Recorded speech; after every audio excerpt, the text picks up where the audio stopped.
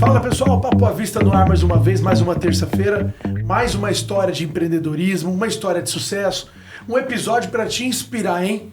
Afinal de contas, hoje nós temos aqui diante da gente 36 anos de história, o que eu não tenho de idade, Gil. Começou a mentira errada. 36 anos de história, biológica, farmácia biológica. Célio, prazer ter você aqui conosco. Prazer enorme estar aqui com vocês, né? Um papo agradável que eu já vi inúmeras vezes, então vai ser com certeza muito bom. Vai ser top. Você trouxe aquele Tadalafila manipulado pro Gilberto. Começou. Nós combinamos, cara. 42 anos de vigor, 41 anos de vigor. Agora, diferente de você, né? Que é um jovem de 42 anos num corpo de um senhor de 60. Para, em off. Célio, você sabe, olha como que o poder da comunicação tem. Eu me lembro de um dia que a Biológica foi a primeira farmácia do estado do Brasil, não sei, a ficar 100%... Com energia solar. E quanto tempo faz isso? A energia solar não era moda que é hoje, não? Não. A autorização para fazer energia solar foi em 2012. Nós estávamos fazendo o projeto da loja da General Mello. No ano 2000, eu já havia tentado colocar uma usina na loja na Isaac Povos. Mas não consegui porque é concessionária, enfim, não tinha legislação. Então, em 2012, a hora que saiu isso, eu falei, agora eu vou. Aí comecei a ir atrás de fornecedores para entender como é que seria o processo, né? Não foi muito fácil. Consegui achar um italiano que estava em Brasília, já tinha feito a embaixada de Brasília. E aí eu fui até Brasília para conhecê-lo, conhecer o trabalho dele, me inspirou confiança. Eu falei, olha, se você topar pegar um grupo de engenheiros, eu já tinha os caras aqui, que eles tinham feito um projeto de eficiência energética para a empresa, que, aliás, em 2015 foi destaque nacional de eficiência energética aquela edificação, destaque nacional. Olha isso. E aí o italiano veio para cá, ele topou o desafio, os caras abriram uma empresa, começaram a primeira usina do estado e a primeira farmácia do país foi a nossa. Isso aconteceu em 2015, né? Foi ontem. Hoje a energia solar... Hoje a energia solar é... Mato. É mato. Você pode até mostrar aqui a foto da fachada... Porque quem entende de energia solar, ele vai olhar ali, falou, o cara olha a fachada da Biológica, falou, pô, tem placa na vertical, essas placas não geram. Eu falei, não geram mesmo, né? Eu falei, eu não quero gerar energia com essa aqui, eu quero dizer para as pessoas o que é uma placa solar. Eu tenho. Quem passa na frente tem identidade, né? O investimento que a gente fez ali, só o marketing, ele no primeiro ano, ele se pagou completamente. Porque foi uma coisa inusitada, era novo, né? Todo mundo... gravou. Eu lembro disso. Eu tô te dizendo... Aí, os painéis solares aí, ó. Essas placas aqui, elas até no início eram essas 9 mais 3 em cima dessa marquise. Tinham ligado lá no inversor. Mas quando terminou o primeiro ano, eu falei, não, deixa eu colocar placas novas e fazer esse inversor funcionar, porque era interessante. E depois disso, essa foi a primeira usina, depois nós já montamos mais duas. Hoje você chega lá, o estacionamento ele é praticamente 100% movido com as placas, né? É bom porque ele faz uma sombra para Cuiabá quente. Ele gera uma relativa proteção na época de chuva e faz a permeabilidade, né? Então... E sabe por que eu fiz questão de falar isso? Primeiro porque o poder da comunicação. São quase 10 anos atrás, eu gravei essa comunicação, você espalhou placas na cidade, e eu falei, cara, olha só, essa empresa, ela é diferente. Segundo, porque já diz o tipo de empreendedor que nós estamos diante. Um cara visionário. Porque hoje, falar, a minha casa tem energia solar, minha empresa tem energia solar. Fala, tudo bem. Mas 10 anos atrás... o preço. Fato de ser pioneiro, né? E o pioneiro paga o preço do pioneirismo, né? Então, Mas colhe também. Foi o investimento que nós fizemos. Muita gente que me via falando sobre isso lá no começo, falava assim, mas isso não compensa. Eu digo, bom, se você fizer análise de investimento só com base na última linha, sem avaliar os impactos paralelos, acessórios, a identidade, valor da marca, né? Se me perguntar hoje quanto que a minha empresa vale num valuation, ela tem um valor claro. Agora, quanto que vale o valuation mais o intangível, que é a marca? Aí já não é tão claro assim. Difícil mensurar, mas tem. Mas tem. Tem valor. E quem, né, se uma hora alguém quiser comprar, vai saber qual que é o impacto disso. Tá? Então, eu fiz essa análise na época e realmente aconteceu e foi um sucesso. E logo em seguida, nós fizemos uma outra parceria que também foi pioneiro. Nós nos tornamos a primeira farmácia do Brasil a neutralizar 100% das emissões de gases de efeito estufa, enfim, através de crédito de floresta, que era uma iniciativa aqui local também, um cara bacana, que é da família Romani, né? Eles pegaram uma metodologia que já existia para grandes empresas e aí fracionaram ela em pequenos valores. Falou, olha, você quer comprar crédito de floresta para uma pequena empresa? Consegue comprar. Tá? Então, nós fizemos isso. Eu fui garoto propaganda deles por um bom tempo, porque essa metodologia foi para a Europa. Aqui no Brasil não se fala muito nisso. Só que nós estamos num estado que é agro. Um estado que apanha o tempo inteiro porque tem a ideia de que o agro é o malvadão. O vilão. Né? Eu digo, não, cara, nós temos que mostrar isso aí. Olha, tem muita gente aqui preservando a floresta e ganhando dinheiro com isso. É verdade. Falei, então como que nós podemos fazer? Eu pagava mensalmente, eu vi produtor de floresta, né? O cara que tinha a floresta preservada, rapaz, o cara num evento que a gente teve quando lançou para a TV Centro-América, que também passou a neutralizar, o cara quase chorou na minha frente, falando assim, olha, pô, jamais imaginei que eu fosse receber algum dinheiro um dia por conta de ter mantido a floresta em pé. Que legal. Coisa fantástica, né? Então isso existe, isso tudo é de Mato Grosso. É um incentivo à preservação. Exato, né? Exato. Tem um preço a floresta em pé. E por trás desse conceito, né, a gente fala de sustentabilidade, aí trazendo eu sou farmacêutico de formação, tá? E a sustentabilidade, para mim, ela começa com o indivíduo. Porque num contexto de vida, né, você nasce aqui e vai embora aqui num determinado momento. Isso é assim para todo mundo. Ninguém ficou aqui para contar a história. A questão é o que você faz no meio para que esse período da tua existência aqui ele tenha sentido, significado, para que o teu corpo funcione bem, a tua mente funcione bem, para que as tuas relações funcionem bem. Enfim, então a sustentabilidade, ela se aplica numa série de contextos relacionados à vida. Verdade. A vida do indivíduo. Então, aí, se a gente já pensava isso dentro da empresa, voltada para o indivíduo, né? Cuidando da saúde, estimulando as pessoas a cuidarem bem de si, a se apropriarem, né, se empoderarem em relação ao seu poder de conduzir a sua vida, o seu corpo, enfim, o seu bem-estar. Então, se a gente já fazia isso, fala assim, bom, eu tenho que fazer isso agora, demonstrar isso num contexto mais abrangente, né? Então, aí veio essa questão da sustentabilidade. Para energia solar, neutralização, mas tem muito de práticas, assim, de coisas simples dentro da empresa, tá?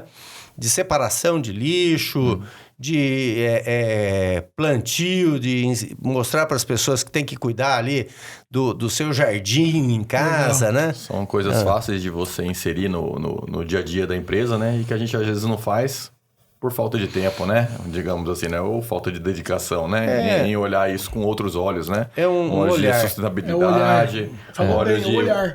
Olhar de preparar o mundo para gerações que estão vindo, né? Mas legal. Mas como é que você começou sua história aí de empreendedorismo? Você novo ali, você falou assim, você é farmacêutico? Não, né? Não começou. Eu brinco, né? Que em casa era assim. Eu sou o mais novo de 8 filhos, né? Então, em casa, eu digo, né? Se a gente, a hora que desmama, tem que começar a trabalhar. Então, muito cedo, né? Muito cedo, muito cedo tinha aquela coisa de mostrar. O pai mostrava assim, duas coisas. Meu pai era semi-analfabeto, mas ele mostrava duas coisas, sabe?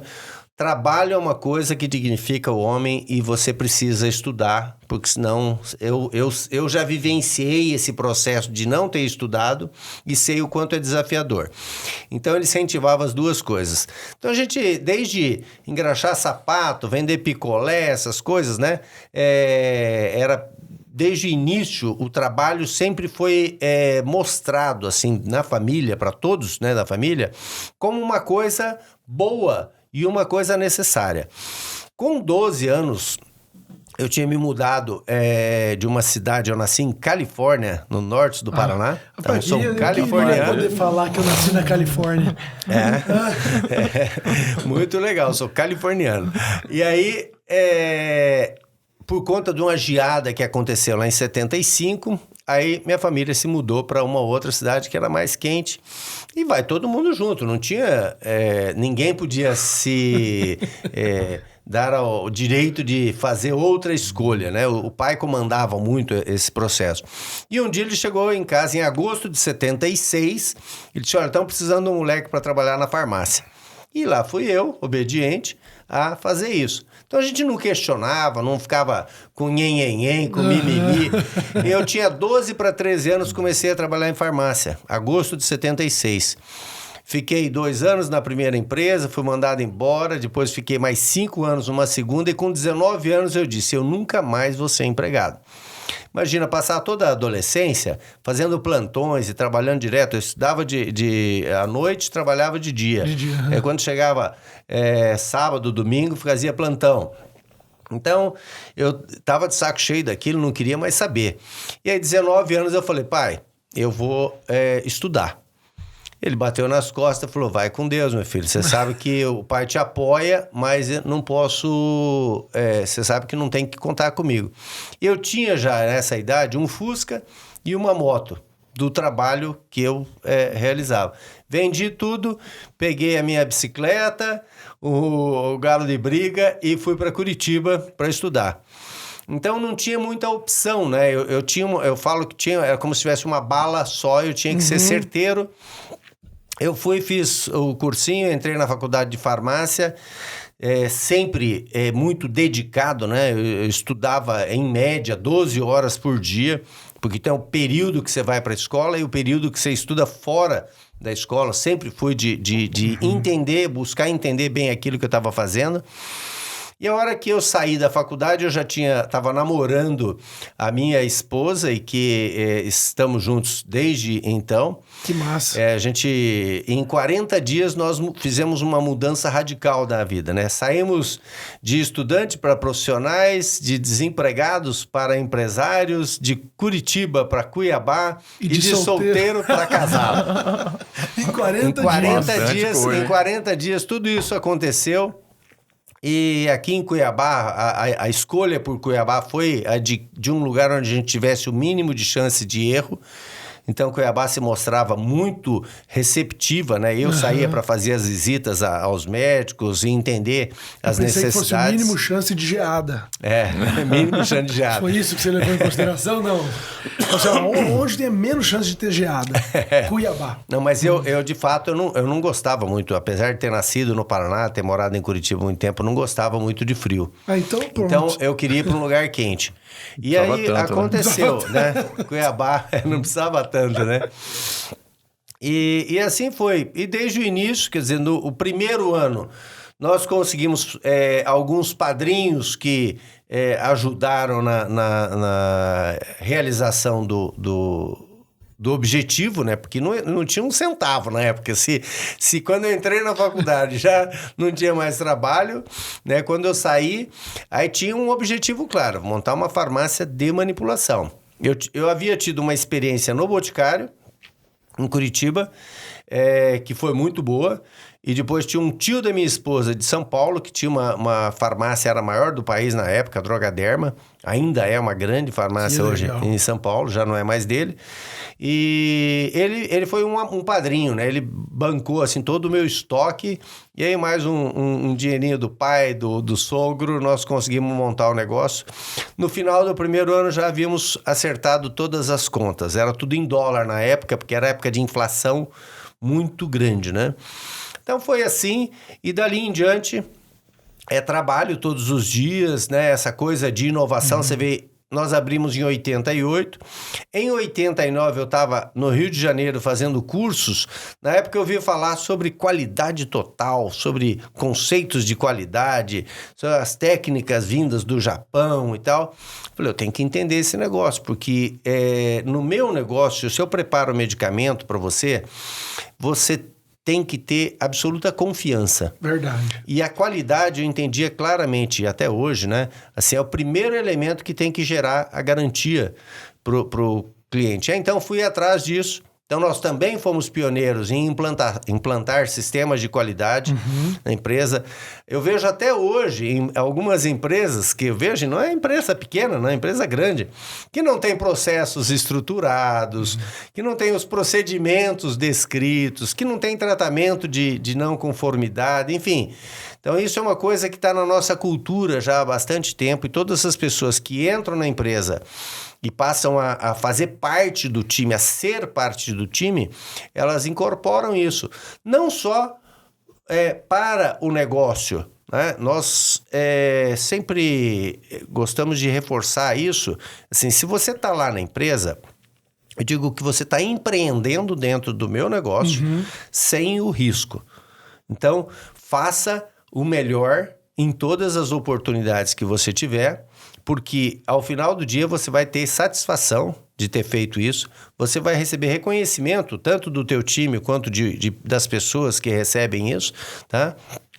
E no final contribui para o desenvolvimento do negócio, né? Hoje tem quase 140 pessoas trabalhando na empresa, então são 140 famílias relacionadas, né? E um histórico, assim, de muita credibilidade, de uma marca E quantas forte. unidades? Nós temos 3 unidades, 3 matrizes e mais 2 filiais, e adotamos algumas técnicas que fugiram um pouco fora disso, né? Por exemplo, quando nós tiramos, no final do ano passado, a loja do Shopping Pantanal, nós deixamos lá um armário inteligente. Então, você pode pedir o seu medicamento pelo WhatsApp. Falei, eu quero retirar no Shopping Pantanal. Eu não tenho mais a loja, mas está lá o armário. Você chega no armário, digita o seu código, ele abre a porta, está lá o seu produto, pega e leva. Amazon Locker. Aí, É um locker como a Amazon tem. Você Nós tava trouxemos... com vergonha de pegar aquele estimulante. Tá lá. Você Aí você recebe vai lá, Vai. pega no armário, ninguém vai ver. Obrigado, Júlio. Valeu. Que dica. Isso aí nós trouxemos também, foi outra coisa, assim, a gente, ao longo da história, eu vejo que algumas vezes eu errei por estar pensando um pouquinho além do tempo para aquele momento. Nós trouxemos esses armários para Cuiabá na pandemia. E aí coloquei eles em pontos estratégicos, nos shoppings, né? Mas sempre em local fácil acesso. As pessoas não estavam querendo sair de casa, estavam com dificuldade, né? Então colocava isso, não tinha custo. O cara ia lá, só ia até o shopping, pegava. E ia embora, né? Não teve muito resultado de início. Quando nós saímos do shopping, aí tinha um público que já estava acostumado. Então nós só colocamos o armário e comunicamos para o público, o armário ele está ocupado o tempo todo. O tempo todo, que legal. O que mais? Que outras inovações? E assim, nós entendemos também que nós podemos atender especialmente o interior do Mato Grosso, que existe uma carência, não é todo lugar que tem uma empresa do porte da Biológica, né? E com a diversidade e atendendo todas as áreas como a gente atende. Então, nós passamos a fazer um trabalho direcionado para diversas cidades do interior, onde existem médicos que prescrevem e que eles conversam conosco e estão fazendo atendimento para que a gente pudesse atender esse público.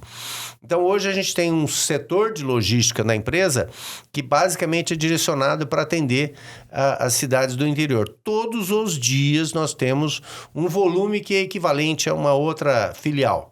Nossa, só do interior. Só sem os custos fixos Sem os custos fixos, exatamente, né? E ainda tem muito espaço para isso, né? A gente está observando isso, enfim, atendendo. E um nível de satisfação muito, muito bom, tá? A gente consegue, assim, por conta de uma série de fatores, né? Entregar um produto de qualidade com um preço melhor do que muita gente consegue. Então, isso é o que tem feito, é um dos fatores, né? Tem levado a biológica. O setor tradicional, né, não tem espaço para inovação. Tem muito. Tem. Com certeza, todos eles, né? E você tem quantos filhos? São 2 filhos, Thiago e Lucas. Você fez igual ao seu pai? Assim, vai, desmamou, tem que estar aqui comigo. Não, eu sempre entendi assim que cada ser humano é único e ele vem aqui para vivenciar a sua experiência, né? Então, desde cedo eu percebia um pouco do que cada um tinha de afinidade, o que gostava mais e tal. Mas eu falei, não adianta eu perceber, eles é quem tem que perceber. Então, sempre estimulei muito a que eles vivenciassem as experiências, né? E assim foi. Um acabou fazendo curso de administração e o outro fez um curso de marketing, né? Ambos tiveram a oportunidade de visitar mais de uma vez outros países, de vivenciar aquelas experiências de imersão, lá passar temporada lá. Então, quando eles chegaram, já estavam num nível de maturidade que normalmente já querem ir para o mercado, né? Eles se escolheram a ir para a empresa. Então, tiveram... O Lucas até teve algumas experiências fora. Ele estava contratado, estava em Portugal, contratado por uma empresa para trabalhar com marketing, uma empresa americana, trabalhar com marketing lá. E aí ele veio para o Brasil e chegou aqui e ficou, né? E aí? Faço, não faço? E ele perguntava para mim, né? O que eu faço? Eu digo, essa decisão é sua, porque as consequências vão ser suas, né? Enfim, ficou, me deu um neto logo em seguida, né? Tá lá na empresa e dentro desse contexto, hoje ele é o meu sucessor que vai dar continuidade ao trabalho que eu faço, né? Porque o que a minha esposa faz já é diferente, ela é muito da operação, né? E cuida de sistema, e cuida de departamento pessoal, e cuida de financeiro. Então aí tem o Thiago, que é o filho mais velho, tem um perfil muito parecido com o dela, então também deve ficar com essa parte. Então os dois vão estar assumindo aí. Já estão no quadro societário, já estão assumindo, né? A gente fez um processo bem estruturado para essa questão. E como que tem sido vocês 4, né? Família inteira, né? Normalmente um ou outro, um sai pra rua, a esposa não tá participando do negócio. Como que é essas ideias estarem juntas e vocês estarem em harmonia dentro da empresa e depois em casa, né?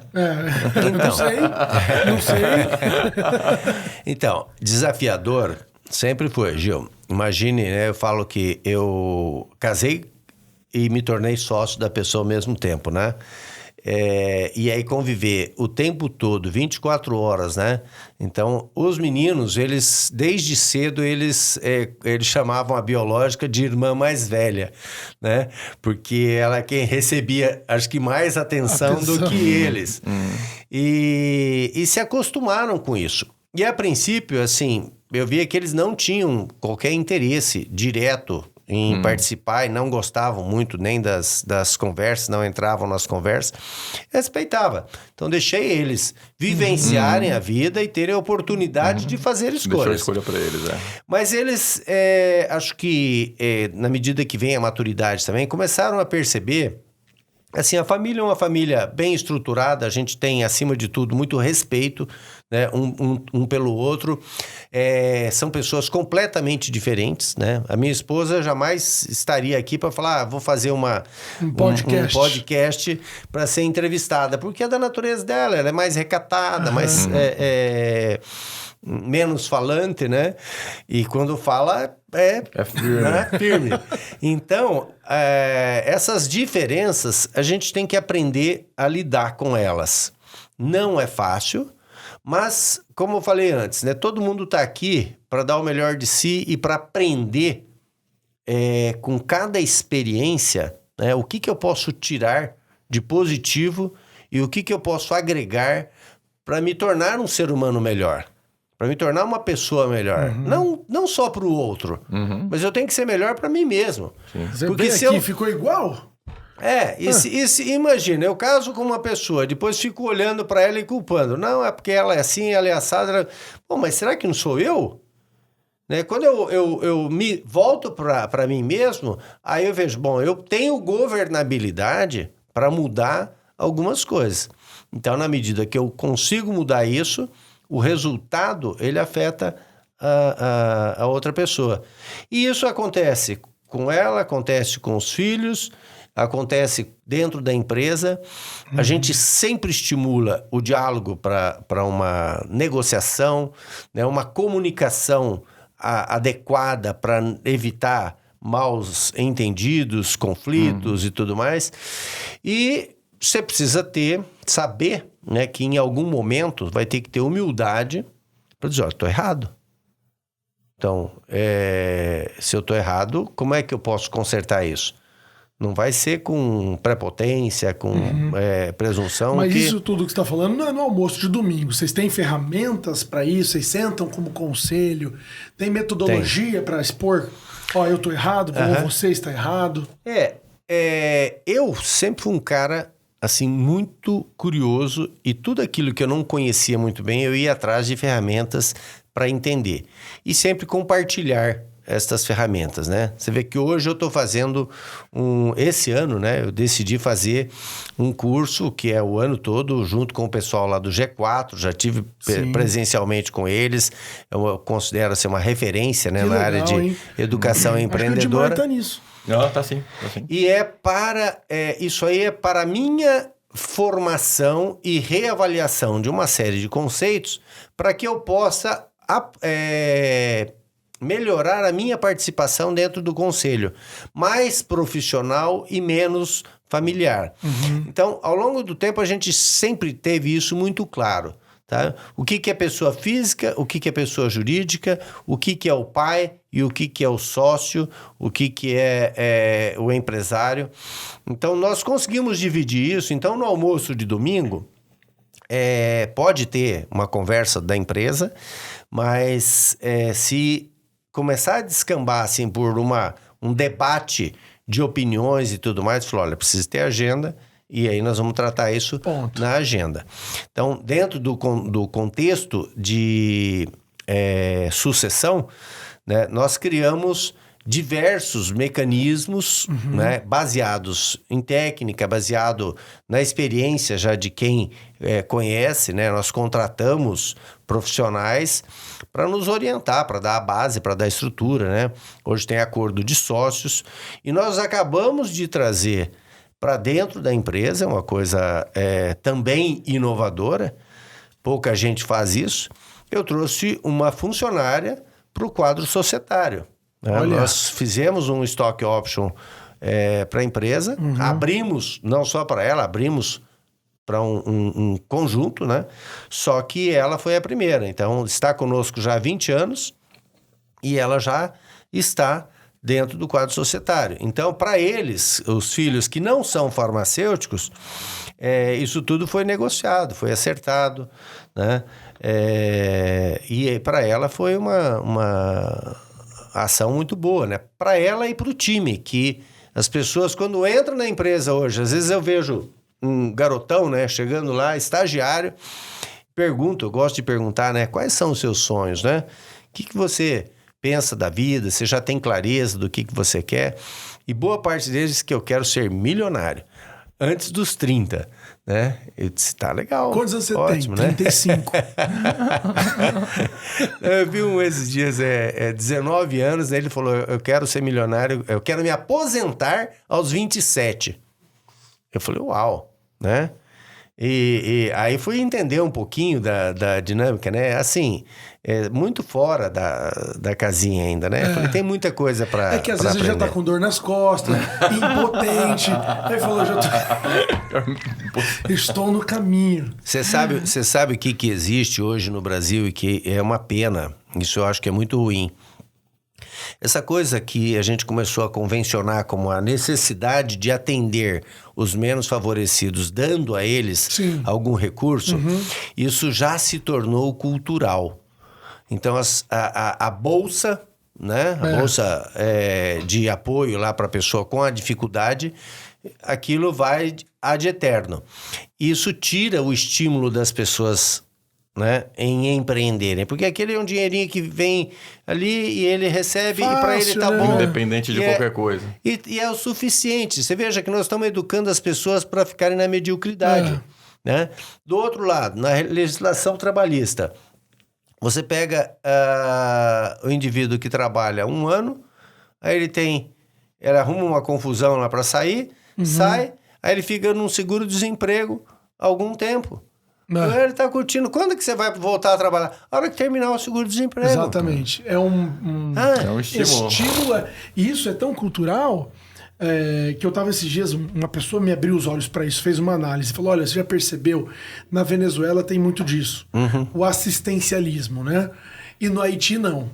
Aí quando você percebe aqui haitiano e venezuelano chegando aqui, tem muito mais venezuelano pedinte do que haitiano. Você vê o haitiano, ele compra meia dúzia de óculos, vai no centro vender atrás, e coisa, e vai pegando emprego, tudo. Ele tem a cultura de empreender.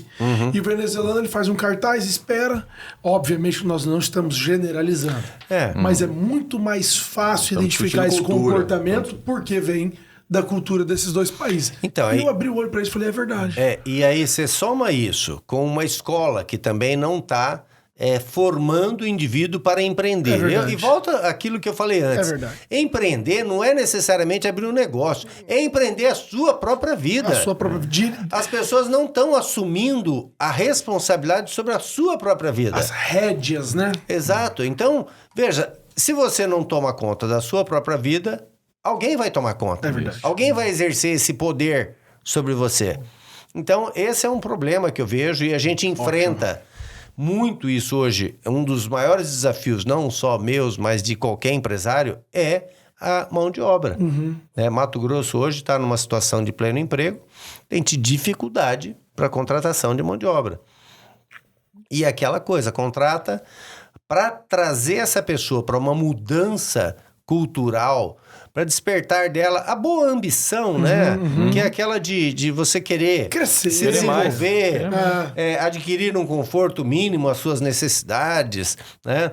Ter uma perspectiva de futuro agradável, sólida, concreta, né?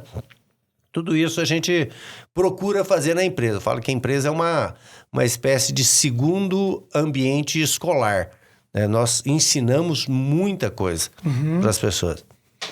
Eu acho que eu peguei aqui na sua fala alguma coisa como a minha esposa está mais no operacional, diferente de mim. Qual que é a parte que você se encontra hoje? Então, eu sempre fui um cara de olhar estratégico. Bom. Então, eu tô quase sempre eu falo que a minha sala é como se ficasse no cume da montanha, porque eu tô sempre olhando o que está acontecendo no cenário, para onde que as coisas estão indo, e alguns direcionamentos da minha vida ao longo do tempo, eles vieram um pouco assim, de uma inquietação minha em relação à sociedade como um todo. Então, eu sempre fui muito associativista. Eu comecei a fazer isso, assim, na época de grêmios estudantis, essa coisa de juntar, trabalhar como voluntariado. Mas de 95 para cá, eu tenho um papel de liderança em alguma entidade empresarial. Sim. Então, e que culminou até na política, né? Chegou num determinado ponto, que não foi assim, não era uma aspiração, mas era algo que por várias vezes havia sido cogitado, e eu sempre que recebi um convite, primeira coisa era conversar com a esposa, principalmente, né? Porque tem que ser um projeto... Claro. Né, de família, tem que estar alinhado, né? Com a família, com o casal. Com certeza. Ó, vê um cafezinho. Aqui, aproveitando. Vê um cafezinho de manipulação aqui pra turma. Isso aqui. Aproveita o frete. E então, esse lado, ele me levou aí a disputar uma eleição em 2012, né? E eu, como tudo que eu faço, eu mergulho de cabeça, então eu comuniquei, quando a esposa disse, olha, tá ok, vai lá, é um negócio que você gosta, autorizado. Tá na hora. Fala, tá vamos falar, autorizado. Português, vamos falar, tá autorizado. Mas no final é isso mesmo. Porque imagina, se você sai para fazer, entrar num projeto político sem esse aval... É doido. Eu vou criar dois problemas. Um na empresa e outro na família. E vai impactar. Tá? Com certeza. Então, a família tem que estar bem alinhada em todas as decisões. Exato. Porque, lógico, né, os efeitos serão mais da família do que na empresa. Né? Certamente. A empresa você reconstrói. Agora a família vai dar um trabalho. E falando até dessa experiência, quer dizer, então eu fiquei 90 dias, me afastei de tudo. E era também assim, começava de madrugada e ia até a noite. Perdi acho que uns 7 quilos naquele período. E no final, terminou a eleição, eu não fui eleito. Eu fiquei assim a princípio, né? Foi bem votado. Eu sou competitivo e eu olhei para aquilo. Assim, E agora? Tá? Mas assim, isso demorou muito pouco tempo. Agora eu vou fazer o que eu sempre fiz. Eu me dispus a contribuir. Porque não era um projeto de poder pessoal. Me dispus, não deu certo, volto pro meu canto. Tanto que eu nunca mais participei do processo, não que não goste, né? Eu faço a política dentro do canal de influência empresarial, né? E me relaciono muito bem, acho que nessa década do ano 2000 para cá, a gente sempre teve participação, tanto no governo do estado quanto nas prefeituras, assim, uma participação muito próxima. E agora, eu fui até delegado pelo meu presidente, que assumiu a CDL no meu lugar, o Júnior Macanhã, que é um cara também muito bom, cabeça boa, para fazer uma condução do processo de debate político com os candidatos, trazendo uma pauta. Não receber a pauta de quem o cara chega aqui e fala, olha, eu vou fazer isso. Não. Participar do debate. Você deve, eu acho que, nos ouvir para saber o que nós queremos que seja feito. E aí ver se isso faz sentido para você, estabelecer acordos, compromissos no seu plano de governo. que isso possa ser feito. Consequentemente, ser apoiado, porque está defendendo esses princípios. E na gestão, nós vamos estar de olho lá, fiscalizando, fazendo esse contato. Então, a gente está com a ideia de montar uma espécie de conselho civil, né? Um conselho da sociedade de pessoas interessadas no bem comum. Não pessoas que vão entrar ali para pensar particular. Assim, eu vou fazer parte disso aqui, vou ganhar evidência, vou ganhar... e aí vou me beneficiar. Cumprida a sucessão na sua empresa. É isso que você vai fazer? É esse seu plano hoje de vida? Não. Uma parte pra onde que você está indo, então? Ele vai se aposentar antes dos 30, acabou de falar. Uma parte é isso. Eu acabei de fazer 60. Mas assim, eu gosto muito de impactar as vidas das pessoas por meio de empoderamento. Então, o empreendedorismo é uma das áreas que eu quero fazer. Antes disso, tem várias coisas que eu quero materializar, né? Como eu já materializei um capítulo de um livro que trata sobre saúde e empoderamento do indivíduo. Mas eu quero... a ideia é transformar isso num livro mesmo. Então, aí precisa de um tempo, precisa de uns estudos e tudo mais para fazer essa obra. Então, eu devo ter pelo menos 3 livros que estão num radar para serem materializados aí nesse período. E aí, num paralelo disso, né, coisas que vão acontecer, talvez vou estar vindo aqui depois para falar assim, vou contar um pouco da história do livro. Com certeza. Vou contar uma história aqui do que está acontecendo, né, de alguns cases que eu não gosto muito nem dos chavões, né? Falar, estou fazendo mentoria, estou fazendo coaching, estou fazendo isso. Eu tenho uma metodologia própria, né? A minha xícara da sala, ela está escrita assim, eu acredito no potencial de todo ser humano em ser aquilo que ele quiser ser. Eu estimulo todas as pessoas a assumirem esse protagonismo na vida. Então, eu acredito que tem um espaço muito grande para mudar um pouquinho essa cultura que eu falei anteriormente, das pessoas que estão muito no deixa a vida me levar, ou de achar que a vida ela nunca vai acabar, então posso viver de modo medíocre aqui para sempre. Né? E quando, às vezes, a maturidade chega e o cara fala assim, puxa vida, perdi muito tempo da vida, né? Bom, isso é relativo, depende em que momento da vida você está, né? Se é jovem, ele pode estar dizendo que perdeu muito tempo da vida, mas tem um espaço muito grande. E mesmo que é idoso, ele fala, perdi muito tempo da vida, mas tem tempo. Ainda. É verdade, ainda tem há tempo. A gente só não tem mais tempo depois que acabar. Exatamente. Né? E a gente nem sabe o que vem depois. Então, dá para dar sentido e significado para esse momento em que a gente está aqui. Legal. E se eu entendo isso claramente, veja que a sociedade pode se tornar tanto melhor do ponto de vista das relações, se eu entender que você tem o mesmo potencial que eu tenho, né? Que o Júlio tem o mesmo potencial que eu tenho, que qualquer pessoa. Então, quando eu sento na cadeira do presidente da empresa, eu não olho para a faxineira e fico dando de dedo e achando que ela é inferior. Tá? Então, as pessoas elas têm esse ponto de igualdade, que as religiões elas transformam isso e utilizam muito isso, né, de um ponto de vista espiritual. Só que a gente tem que trazer essa espiritualidade para a realidade do dia a dia.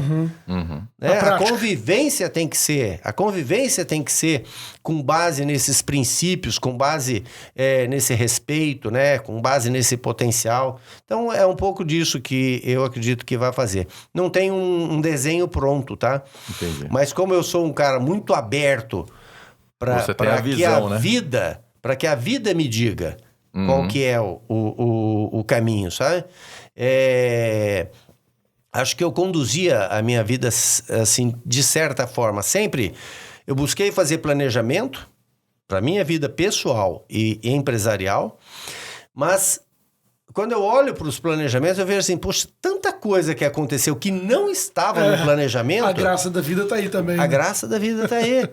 Né? Sim. Então, vai ser assim. E vai ser bom. Ah, eu tenho certeza. Isso Você vai ser pode bom. ser o que você quiser, Gil. Até nada, né? Se é isso que você Inclusive, deseja. Mas não é o desejável, né? Pela sociedade. Tem que ser alguma coisa. Mas isso aí, assim, depende, você vê. O que você faz? Nada. Tem pessoas que vivem para alcançar esse estado. O Júlio. E ele faz um nada bem feito, hein? Obrigado. Ele Obrigado. É um cara muito competente no que ele faz. Você quer saber mais? Arrasta pra cima e eu vou vender o meu curso. O segredo do nada. Isso aí. Sério. Mas tem um cara aqui, sério mesmo. Esse cara, assim, realmente, ele não faz. Ele treina e nada. Gustavo Borges. Começou. Olha, medalhista olímpico de natação. Treina e nada. Tá inspirado hoje. O Michael Phelps também é outro nadador que treina e nada. Sério. Depois dessa piada ridícula, fala pra gente aí o que é o sucesso pra você. Sucesso, né? Primeiro, acho que não é uma coisa simples, Não. né? Simplista. Por isso que a gente faz a pergunta todo final de programa e eu acho que a gente teve 190 respostas diferentes. Quase Então, 200, é isso aí. Mas eu pessoalmente, né? Para mim, o sucesso, ele tá ligado com o contentamento interior, contentamento comigo mesmo. E quando que eu tô contente, feliz comigo mesmo, né? Quando eu consegui conciliar, assim, de modo harmônico, o meu físico, né? Que aí eu falo que é o animal, né? Nós somos seres espirituais vivenciando uma experiência animal, né? E esse animal, ele é muito reativo, ele é muito instintivo, né? Que não são coisas ruins, mas a gente precisa saber entender e equilibrar isso. Então, na medida em que eu consigo trazer harmonia para a convivência desse animal com o processo de criação mental e com as relações e a prática, né? Fazer valer toda essa harmonia para um bem meu e daqueles que estão próximos, né? Então, isso acho que para mim é uma síntese, né? Do sucesso. E Legal. todos os dias se renova. Né? Porque o animal, ele acorda um dia preguiçoso, no outro dia ele acorda Motivado. agitado, no outro dia ele acorda com muita fome e assim por diante, né? E acho que a gente demora muito tempo para saber aprender a lidar, né? Com esse bichinho. Sim. Então... E é legal você ver que, pra gente, né, que faz essa pergunta faz quase 4 anos. 4 anos já, passou de 4 anos. Isso, né? O nosso sucesso também, a nossa definição de sucesso vai mudando. Às vezes a cada 6 meses, né? Você vai, o que seria sucesso pra mim? Aí você mira lá no futuro e fala assim, hoje o meu sucesso, tô na fase de construção de casa, né? Meu sucesso é a hora que eu voltar pra minha casa, né? Pra eu voltar pro meu condomínio, né? A casa era do mesmo condomínio da casa que eu vendi, hoje tô no apartamento. Então hoje... né, tava conversando com um amigo e ele falou assim, legal, que tem um relógio massa, eu adoro relógio, já teve épocas que na minha vida eu falei, queria comprar um Rolex e tal, esse é uma definição, um desejo patente, material, né, né? Material. Hoje eu fico assim, cara, minha casa esse ano, se Deus quiser, vai ficar pronta, a hora que eu mudar pra minha casa, com meus filhos e voltar a ter essa convivência com eles, dentro do condomínio, uma harmonia dentro do condomínio, poder ir ali no campo de futebol ver meu filho a pé, poder ir na academia a pé, poder confraternizar com os amigos no quiosque ali. Assim, hoje é o sucesso mais perto que eu tô desejando. Aí se você pega um sucesso a longo prazo, é uma empresa mais fortalecida, novos negócios acontecendo. Então esse é o legal de ver, né? Que o sucesso vai mudando na nossa família. Você pega uma pessoa que tá em fase de sucessão e vendo os filhos... assumindo um lugar que era seu ali na empresa, trilhando o sucesso que você já teve em vários momentos. É legal ver isso, essa é a definição. É a definição. Então, é interessante a gente olhar, porque daqui a pouco o meu sucesso vai ser a definição que você acabou de dar, né? E de fato, isso muda. E que bom que muda, né? Glória a Deus. Porque às vezes você atingiu o que você estava almejando, né? Eu falo que não tem nada mais certo do que a transformação, né? Nós nos transformamos o tempo todo, queira ou não. Então, aí às vezes eu me pergunto assim, né? Para alguma pessoa, por que eu vou me apegar a alguns conceitos, a alguns valores, sabe? Tem hoje a gente vive uma dicotomia na sociedade muito grande, né? E gente que acha que o certo é isso, o certo é aquilo. Para que apegar? Sabe? Se amanhã eu sei que isso vai se transformar e muda. Eu queria ficar milionário antes dos 40. Hoje minha definição mudou. Eu quero antes dos 50. E assim vai indo, Célio. O tempo passou voando, cara. Até estouramos o tempo aqui. Por quê?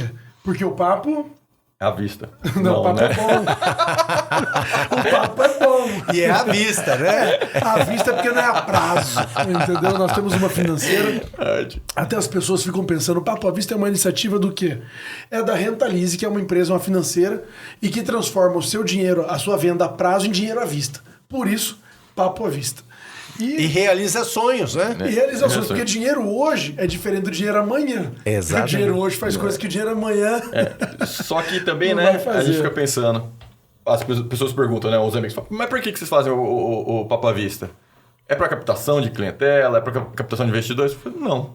É um propósito. Tanto que a gente nem fala tanto disso. Não, nem fala. Às vezes você fica uns 10 episódios sem a gente falar o nome da nossa empresa, né? E falando só o nome do podcast. Mas não é remunerado, a gente gasta dinheiro pra fazer, gasta tempo, porque precisa de uma dedicação pra estar toda terça-feira, há 4 anos, né? Episódio novo no ar, né? Então é um propósito de vida. O Johan, que também não é fácil. Que não é fácil. Mas pra quê? Pra gente passar uma história bacana igual a sua, para as pessoas assistirem, compartilhar conhecimento, compartilhar e incentivar as pessoas a assistirem e terem inspirações e ver que cada uma pode ser bom o suficiente naquilo que faz, né? E ter sonhos, né? Que às vezes parecem inalcançáveis, né? Mas na hora que ela assiste um episódio desse, ela se ativa e vai atrás e busca se capacitar. Então, esse é o nosso objetivo, né? E é muito nobre. Exato. Muito nobre. Nas atividades associativas que você vem fazendo, né? Pô, você vai lá, é uma dor de cabeça danada, tenho certeza. Toma um tempo, mas assim, precioso na convivência na sua empresa, com seus filhos.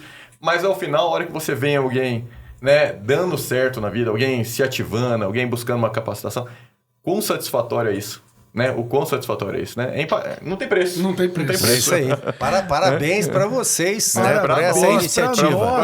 E eu queria te presentear com uma caneca pintada à mão pelo grande artista Rafael Jonier, que ela não está à venda em lugar nenhum, mas ela é um símbolo da sua passagem por aqui. Todo mundo que vem aqui recebe uma dessa, exclusiva. Olha. Então fica aqui registrado a sua passagem, o tanto que você contribuiu com quem está assistindo, com a gente que está aqui, é um privilégio para nós. Pô, muito obrigado. Eu gosto muito de caneca, até coleciono você caneca. Você falou da sua caneca aí, que tem a frase, né, que você coleciono canecas e essa aqui também vai lá para um lugar especial. Que legal. E eu faço uso, não é o colecionador que deixa só lá na prateleira, não. Né? E outro presente nosso é o 40 Princípios para a Prosperidade, do Alexandre Douto, nosso pastor. Tenho certeza que maravilha. Vai ajudar ainda mais aí na sua trajetória. E já vai lendo ele pensando no seu. Que você está escrevendo. Sim, sem dúvida. Célio, obrigado mais uma vez. Foi show de bola. Muitos insights para você que nos assistiu até aqui. Segue o pessoal lá, Farmácia Biológica, nas redes sociais. E se você, olha só, se você hoje abriu sua carteira ou sua conta e tem apenas R$ 6,70... Era esse o valor que você tinha? Não, esse é o... Eu nem tinha. No episódio anterior? Quanto você tinha na carteira? 0, não. Então você só tinha o quê? Um Fusca?